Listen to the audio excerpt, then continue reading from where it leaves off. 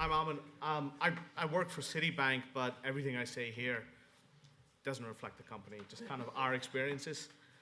I usually open with a joke, but we only have 20 minutes, so I don't think I'll be able to. But if I have time at the end, I'll tell it to you. It's not very good. It's just a little bit enjoyable. So last year sometime, we started doing some work with Node. We needed to do some interesting reverse proxying and exposing services, usual cases, but not going down a microservices route. We've expanded it since then, and we're trying to put together a take over the world sort of skunkworks project. So I'm a mobile architect. I love distributed systems. I come from a C++, Java, .NET, everything background. I try to reduce entropy, which is really hard in a big company. So we try to figure out how it works. I'm used to developing complicated and high throughput distributed systems, wonderfully decoupled, causing lots of problems, so lots of fun. I'm on Twitter. I usually use Twitter as my outlet valve, so not everything I say is serious. So I'm going to cover today why we chose Node, and a lot of this is kind of an echo of what's been said already. So it's not going to be anything revolutionary, but it's interesting for us. What we want to do with it and what we did with it is really what we're going to do. It's not so much about taking a service and making it ready in kind of a reverse proxy way. There's a little bit of that, but what's more interesting is the work we're going to be doing around it. Our first job is just kind of the focus of this. I gave this presentation with my team in Node Dublin earlier this year, or a variant of it. They couldn't be here today, so they say hi. All right, so Node is mainstream, kind of, since 0.4, but more so now. We're hearing about it more and more. You're seeing more and more people using it as the go-to systems language. And these are 3 bands, in case you don't know. The Black Keys, Coldplay, and Arcade Fire. One of them are rubbish, one of them are okay, one of them are awesome. So this is an interesting thing. So this is one of the guys on the team. He gave all the sort of funny captions. So this person is buying something, they're standing in a queue saying, God, it's not moving. It's actually standing behind 2 mannequins, which is really annoying. So why did we pick Node? I really like the asynchronicity of it. That fits in very well with distributed systems and the world we're in now. If you see how systems architectures have evolved over the last certainly 3 years, if not 5 years, we're now massively distributed. All this talk about Docker, all this talk about VMs sitting in containers, that's leading it. Platforms, services, and clouds, that's all helping in this stuff. The other thing is we're seeing more and more people with JavaScript skills. So they can be full stack engineers, or they can be back-end engineers, or they can be front-end engineers. JavaScript is becoming the lingua franca. It's got a great community. I think Node is one of the more interesting communities I've seen come up. People are generally quite supportive. There's a lot happening in it. It's very active. And there's a solution for everything, pretty much. A couple of other things, not so much. The other thing is, because I kind of focus on mobile stuff, it's really handy for the sort of mobile protocols that are out there, be it messaging, be it web, other types of integrations. And because of Node plus asynchronicity plus newness plus JavaScript plus enthusiasm, you can turn solutions around really quickly. And there's kind of a rough idea why we did it. Now, inside work, beware of dog, staff only, it's the sign. Inside of work, it's actually approved. I was shocked about 18 months ago. We have, 300,000 people working for us, 50,000 programmers, ridiculous number of numbers that kind of hurt the head when you think about it. But Node went from being banned to being approved within 3 months, which is a big thing. And the good thing about going to any new solution is there are fewer controls around it in a big company. So releasing software in most places is an effort and pain and stress and yak shaving. In a big company that's heavily regulated, you're there with your shears for about 6 months trying to release something. So because this is new, it has fewer controls in place, which is good. You know, and as I think Dan said earlier, his lawyers have had heart attacks trying to say, 100 modules, please, no. So this is where we are right now. And we have a really good internal community as well, and it kind of echoes the outside world. So we can go to and get help. Now, we run into problems that for us to set up our own internal NPM is a bit of a hurdle, but we're getting there. We're getting there. I chose Happy, and I had two really good reasons to do it, two conversations. One's with Adam Baldwin and the other's with Owen Brazel. And Adam kind of steered me towards them initially, and he said, you know, Walmart has really good success with Happy and Node. And Owen said, yeah, Node's pretty good. Happy's, yeah, good. So based on that, and not only that, but primarily based on that, went off and evaluated Happy for what we were doing. And I compared it to Express. Now, this wasn't a remarkably formal exercise, but it was enough. Don't worry too much about the detail, but this is what an enterprise mobile app looks like. You got your mobile stuff at the bottom. Your arrows are how you get into the application. And you've got security on your left. You've got your application services, which could be brand new applications that are microservice based, or they could be old-fashioned SOA-based applications, or they could be simple API layers in front of mainframe monoliths or file interfaces. And on your right, we've got our infrastructure services to support our mobile development, and everything links back. Security is a big thing for us. You know, everything from data as well as authentication and authorization. So we've got to think about these things. The other thing is we've got a lot of systems out there. We've got you know, in every language you can imagine. Whenever software vendors talk to us, they say, so do you support X or Y? The answer is we support X and Y. And we don't have the luxury or the option to turn around to people and say, we have 10,000 applications, let's now all convert them to Golden Hammer number 5. So we have to support a rapidly changing world, but live within an existing one. That should have been hidden. So this is the grand evil plan, and I hope to implement this over time. But how we see Node fitting into this is the blue box in the top right. It's interacting with mobile, sensors, security systems, all this thing, the physical world, and bridging into our enterprise stuff in the bottom right. And that middle stuff is what we're looking to do. We want to do things like something as boring as booking meeting rooms using proximity services, doing internal mapping around buildings, trying to find someone. I mean, you know, in a where are you, not in a philosophical sense. Well, I guess philosophically, no.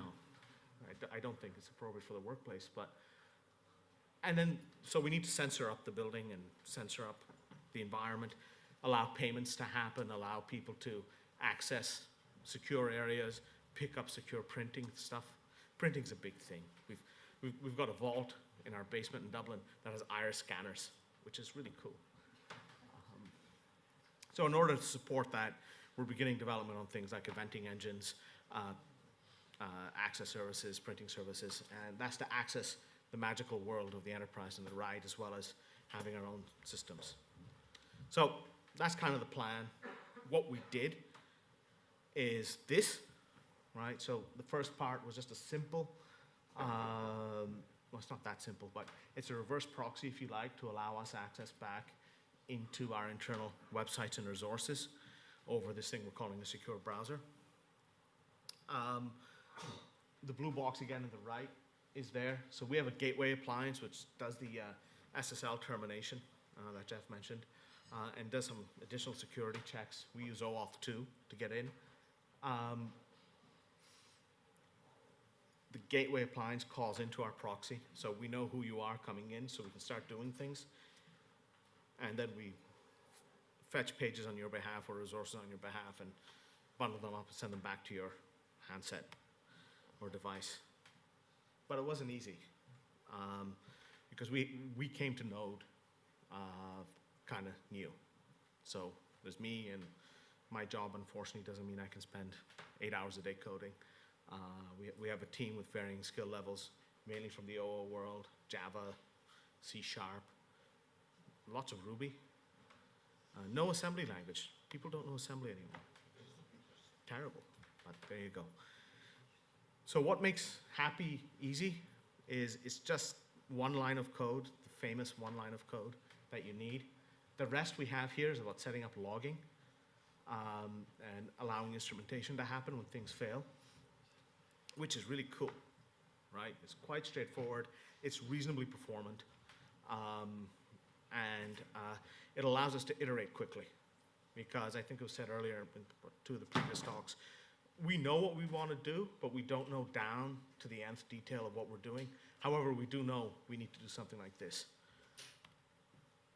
So what's the flow and how does it work? So you've got a mobile handset here, you've got a web resource here. How do you connect the two? So we're going to cover briefly the protocol, a little bit around the gateway access, and federated identity is interesting, right? So I call it federated identity my foot. We have federated identity internally, but we seem to log in a lot. And so this is like, you know, when you go into Gmail, after 2 days of not logging in, they keep asking you for your password, and you're saying, why? We need to do that about 3 times a day, which is much better than it was 5 years ago when we had to do it every hour. So it's a bit better. So one part of what we need to do is integrate with Windows and SharePoint. NTLM has a specific dance it does for authentication. We covered it in detail in the Dublin Node talk, and I think you can see those online. We're not going to cover too much detail here because one of the guys, Kieran, worked on that. He knows the detail. I always want to strangle Microsoft when I see the protocol they use for that authentication. It's a 3-step protocol with like 9 messages being exchanged. It's amazingly large. So this is what we did, right? So this is what you need to do. So you're saying, I want to access this URL. I'm using this HTTP method. I'm setting a timeout, setting some meta information, usual HTTP headers, and then we're doing some log information to be sent across, and then the body to be sent across. So this is straightforward GET, so there's no body, but with POST we do that. We send encrypted base 64 across, so it can't be overly interfered with. What we get back from the proxy, again, is straightforward. It's the response body, the HTTP code, how long it took to execute. So we want to gather timing information as this works, all the headers that came back, and just the sort of response message. So again, nothing major here, but it took us a while to get up to this level. This is how NTLM authentication works. I mean, is this interesting? You guys ever have to deal with this sort of world of specific? Right, move on. I could cover it, right? If you're interested, we could cover it. So we have lots of rules, right? This is what we got working. This is what our challenges are. We can't store passwords on devices because, you know, a lot of our users have access to very sensitive data. We don't want that pre-cached, right? And for obvious reasons. Persistent connections aren't available. You're on a mobile at a conference in Waterford. You don't have a persistent connection, certainly if you're using the Waterford Castle Wi-Fi. We have lots of latency issues. So every web resource required 3 requests, especially with NTLM, where we got up to 9. It was crazy. So we've been doing some things to deal with the NTLM. We ported the Java stuff, and I'll skip the rest of it because it's NTLM specific. So now this is interesting. This slide and the first slide are from an episode of Seinfeld where Kramer goes up to Seinfeld and says, I've got an idea for us to make millions of dollars. We'll sell these pirate t-shirts. And this is him saying, I don't want to be a pirate. We use Flood for this. Flood's really cool. It allows you in a command line to specify your rate of requests, number of clients, and your ramp on how to get there. So what you're saying to Flood is I want 2,000 requests, timeout of 1,500 milliseconds, and I want you to go from 100 to 1,000 in your batch sizes. And then off you go. And you go off over here. This is a simulated one where on EC2, I was hitting a lorem ipsum 6K page It wasn't quite 6, it was 6K and a bit, which is hence the 6K-ish. I figured once you're in 6K, that's good enough to figure it out. You don't need the extra couple hundred bytes. And just to compare it via Nginx directly, and the results are pretty good, right? I mean, they're not amazing, but you're talking at about 500 requests per second on a large instance at the time. 430 milliseconds latency versus 970. So it is double, but you can do that by not allowing 500 requests, maybe maintaining about 200, and working on that because you're I/O bound, not processor bound in this scenario. We modified Flood a little bit, not in a nice way, so we couldn't contribute it back, just to add decorated response and timing information. And we are figuring out a way to contribute it back to the main line. I went earlier this week, I saw it was tombstones, but hopefully we'll be able to untombstone it. This is the environment we ran it in. We have our own internal integration server, and it's a Red Hat 6.4 instance. And this actually speaks to the plurality of Node, right? Our production system is a Windows Server 2008 or something. Integration server, or our dev server, is Red Hat, and our development machines are Mac Minis, right? So it's really cool, right? We've got ample cores and memory for what we're doing. Keep Alive proved difficult to turn on. It's a problem with the gateway device we're using. We're using Node and Happy, as I say, and Objective-C is the client. So this is what we ran, and the results are interesting.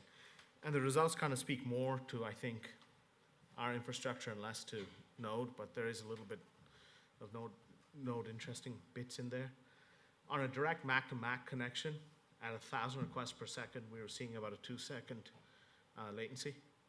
On a client on Red Hat, talking back to itself through loopback, we were seeing 8.5 seconds. So this is within our virtual machine infrastructure. On our client, talking to our production server, and went up to 30 seconds, which is, it's a big number for one request.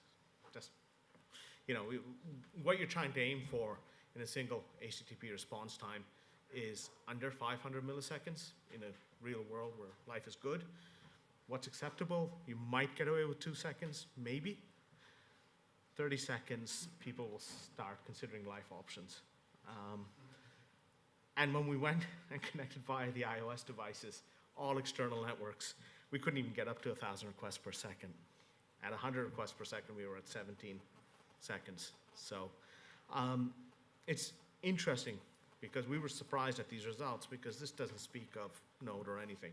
It speaks to resource management internally. And these are the sort of things that can kind of surprise you when you're trying to implement solutions in places, that it's not down to the core technology. Sometimes the infrastructure will get you.